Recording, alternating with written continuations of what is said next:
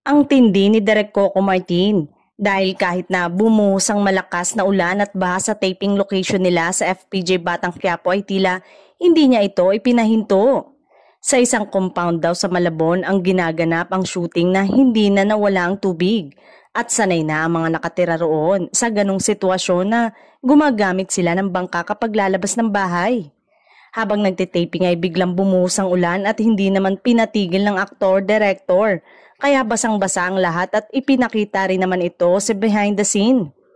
Base sa umering episode ng BQ nitong Webes ng gabi kung saan makikitang nakasakay sa unang bangka sina Coco, Andrea Brillantes, Michael De Mesa at ikalawang bangka naman sina Rosana Roses, Kim Domingo at ilan lang cast ng serye.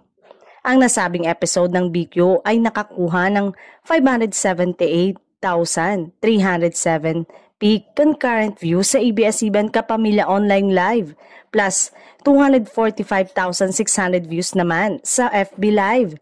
Samantala, may ilang netizen na sa tingin nila na may malaking plot twist sa karakter ni Jan Estrada.